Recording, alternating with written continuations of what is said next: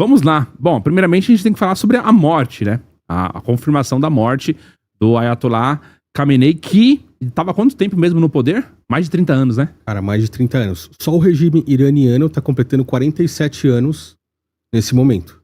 Caiu 69, que é 70, né? Foi a Revolução Iraniana. Sim. Que aí deixou de ser uma monarquia, passou a ser uma república. Embora o pessoal ache que a república é uma coisa mais moderna, a monarquia, ela era mais pró-ocidental naquele contexto. Sim, sim.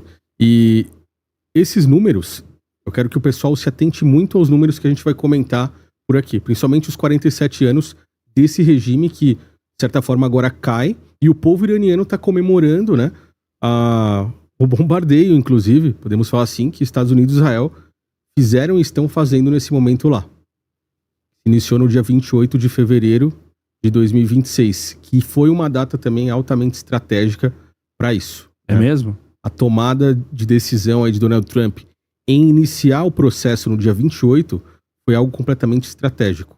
Por quê? Porque quando a gente fala dos Estados Unidos, a gente está falando de um país que tem origens maçônicas. Os pais fundadores, desde o início, foram aqueles que construíram toda a nação americana. E quando a gente fala de maçonaria, a gente está falando também de numerologia, a gente está falando de adoração a outros deuses, inclusive. Por isso que tudo se inicia com Irã, no dia 11 de fevereiro de 2026, colocando fogo numa estátua de Baal, onde eles colocaram uma bandeira de Israel, uma bandeira dos Estados Unidos, e os Estados Unidos e Israel viram isso como uma ofensa. A partir dali, iniciou o processo dessa guerra que a gente está vendo nesse momento, entre Estados Unidos, principalmente, e Irã. A guerra, então, para você tem um fundo religioso, é uma guerra espiritual. Tem. Ela tem um fundo religioso.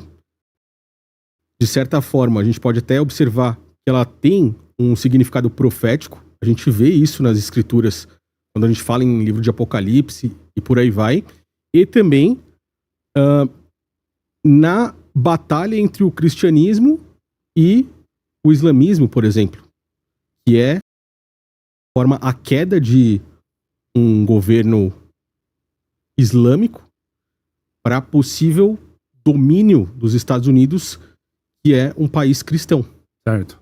Então, quando a gente vê isso, a gente não pode deixar passar o início do que aconteceu ali no dia 11 de fevereiro, que inclusive foi praticamente uma semana antes do Ramadã, que é o 9º mês do calendário islâmico aí, que é o mês mais importante para eles, onde eles acreditam que foi nesse mês em que Maomé recebeu as instruções para escrever o Alcorão.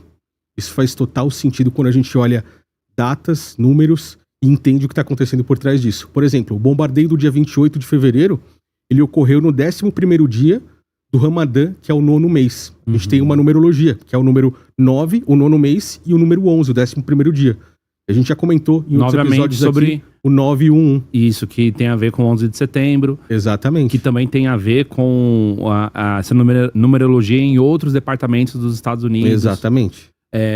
Mas o governo iraniano, ele via sofrendo algumas baixas, né? Ele já vinha sofrendo algumas derrotas. Sim. Se a gente for analisar, tivemos o ataque que os Estados Unidos disparou contra o Irã, isso no final do ano passado. Sim. Que inclusive culminou naquele episódio da gente ver a nova tecnologia americana, né? Sim, uma tecnologia de guerra.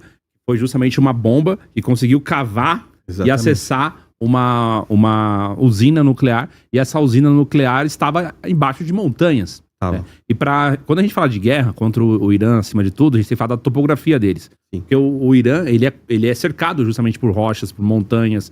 É um lugar que é difícil o acesso. Então não é uma região fácil de você fazer uma incursão por terra. Sim. O ataque tem que ser mais estratégico e tecnológico mesmo. Sim. Donald Trump, ele tá agindo com duas frentes. A primeira, que é desmontar a parte nuclear de armas de destruição em massa do Irã, que é algo que eles não querem que tenha de nenhuma forma. E a segunda forma é demonstrar o poderio militar dos Estados Unidos nesse momento. E a gente está vendo isso de diversas formas. A gente viu com o Nicolás Maduro, o qual eles curiosamente capturaram em 47 segundos, de acordo com o próprio Donald Trump. Então, eu peço pra galera, grava esses números. Você vê, a gente tá falando de 47 segundos em que Nicolás Maduro foi capturado. A gente tá falando de um governo opressor iraniano que tem 47 anos. A gente tá falando de uma data que foi no dia 28 de fevereiro. E a gente vê Donald Trump partindo pra cima de tudo isso em momentos específicos. E dessa vez, eles conseguiram, né, tirar a vida não só do Khamenei, como da esposa dele também, e de alguns membros da família com esse ataque, que foi o principal ataque diante desses outros 3 que a gente viu aí ao longo desses anos, né? Uhum. Você acha que o Irã está enfraquecendo enquanto regime? Ou também existe um enfraquecimento religioso? O povo está também saindo, se opondo ao regime também por causa das questões religiosas? Quando a gente olha essa galera comemorando a junção de Trump e Bibi, né, que é o nome que eles chamam o Netanyahu, a gente percebe que isso tem um viés religioso muito forte. Então, a gente não tá falando só de política, geopolítica, a gente tá falando também de religião. Uhum. A religião é uma das principais formas de se controlar o ser humano. Não só a religião muçulmana, não só o islamismo, mas também a religião cristã, de certa forma, o catolicismo romano, o protestantismo. Você tem formas de domínio, de controle. Mas a gente vê que o controle é muito mais forte em países muçulmanos, em países árabes. Então, quando as pessoas veem e enxergam essa liberdade, a gente fala também de uma liberdade religiosa. Eles, de certa forma, livres desse regime, têm a tendência a serem livres da própria religião também. Entendeu? Entendi. Vou passar pra você, Gabriel. Coloca esse vídeo no ar, por favor, pra gente passar pra audiência. Então vamos lá. Eu queria que a gente pudesse falar sobre o dia 28, porque o dia 28 foi justamente quando foi anunciada a morte do líder iraniano. A gente tem aqui algumas imagens que mostram as explosões, tá? Mostram ali os ataques. E aí, quando a gente fala assim, sobre a morte do Ayatollah, de um lado tem pessoas comemorando, de outro lado tem pessoas muito, muito abaladas, tristes, sim, chorando, etc.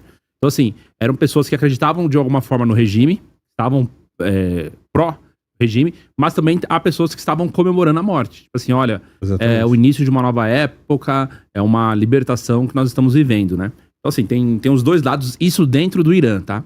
Dentro do Irã. E, nesse caso, as pessoas que estavam principalmente a favor, né, ou seja, assim, dos ataques, comemorando a morte do Ayatollah, eram mulheres, né? Sim. Vamos colocar aqui algumas imagens. Pode tirar o áudio, tá? Pode deixar sem áudio. Isso. Pro Thiago ir comentando. Então, as mulheres fizeram esse tipo de post, né? Sim. Como uma forma de protesto, né? Exatamente. Até porque elas são as mais oprimidas, né? Hijab. Na religião, né? É o No Hijab Day, né? O hijab, pra quem não sabe, é justamente o véu que as mulheres usam, né? Essas são as fotos e imagens. Tem aí também, tem vídeos, né? Mas também tem fotos aí, ó. Cara, explosões gigantescas acontecendo. Daí, com certeza, tá trazendo... A gente não só vai ver depois, porque isso é um dos problemas, né? A gente não sabe se a veracidade das informações de algo que tá acontecendo em tempo real, se a gente pode confiar ou não. Então, a mídia e o governo tem normalmente uma agenda pra passar. A gente também não sabe se é oficial ou não. Mas muitas pessoas inocentes, obviamente, devem ter morrido em ataques, né? Com certeza.